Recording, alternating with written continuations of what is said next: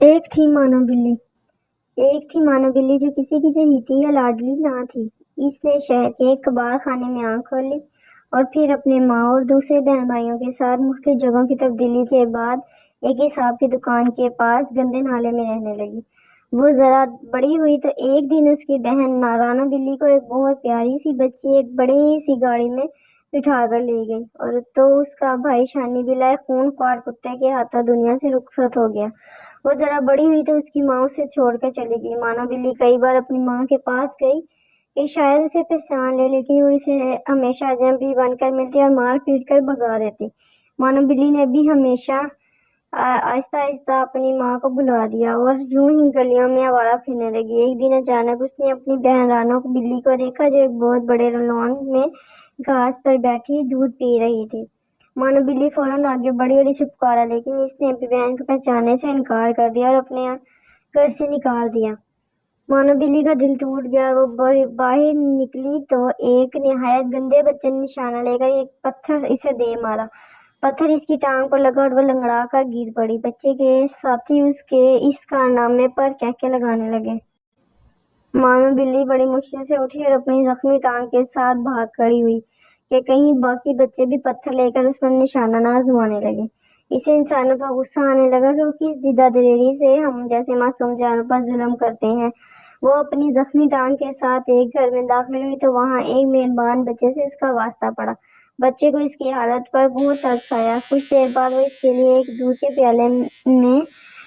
کے پیالے میں دودھ لے آیا۔ مانو بلی پہلے تو جس چیز سے بھوک بھی لگی زوروں کی لگی ہوئی تھی، اس نے بچے کو دیکھا جو دودھ جا کھڑا ہوا تھا۔ مانو بلی نے تھوڑا سا دودھ پیا تو اس کی بھوک اور زیادہ بڑھ گئی۔ اسے جلد سے زیادہ دودھ پی لیا اور لیٹ گئی۔ بچہ اسے پچکارتا ہوا آگے بڑھا اور بڑے مہربان ہاتھوں سے اس کی ٹانگ ٹٹولی۔ پھر وہ اندر چلا گیا تو مانو بلی نے بھاگنے کا سوچا، مگر اپنے اس نئے مہربان دوست کو چھوڑنے کو اس کا جی نہ چاہا۔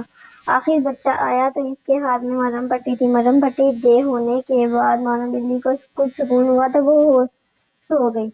اگلے دن بچہ اسے اپنے گھر کے اندر لے گیا۔ اس کے والدین بھی مانو بلی کو ایک مہربان اور اچھے معلوم ہوئے، چنانچہ جب بھی وہ اس گھر میں ایک فرد کی حیثیت سے رہنے لگی، بچہ مہربان اسے باہر لے جاتا، اس کے لیے اس کی پسندیدہ غذائیں لاتا، اسے صاف ستھرا رکھتا۔ مانو بلی کا دل وہاں لگ گیا۔ اس سب کی مہربانیوں کا صلہ اس نے یہ دیا کہ اس گھر میں تمام چوہوں کو گھر چھوڑنے پر مجبور کر دیا۔ لال بیگ اور دوسرے کیڑے مکوڑے بھی اس نے ختم کر ڈالے۔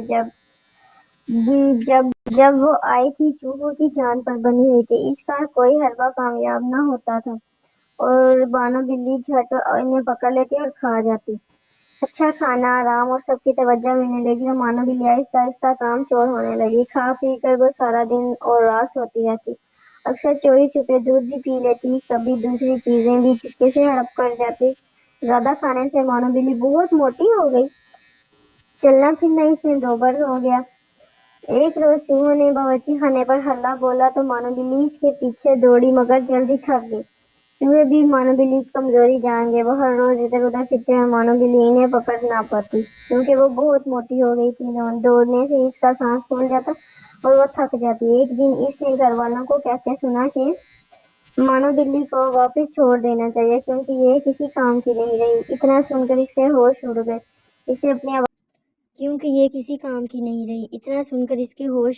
اسے اپنی آوارہ گردی اور غریبی کے دن یاد آ گئے۔ اس سے انسانوں کی خود غرضی پر غصہ آیا، لیکن قصور اس کا اپنا بھی تھا۔ چنانچہ اگلے دن سے اس نے زیادہ کھانا پینا چھوڑ دیا اور باقاعدگی سے روزانہ دوڑنا، بھاگنا، ورزش کرنا شروع کر دی۔ سستی کاہلی چھوڑ کر کام کو اپنا لیا اور پھر جلد ہی وہ دوبارہ چوہوں کے لیے خطرے کا نشان اور گھر والوں کی آنکھوں کا تارا بن گئی۔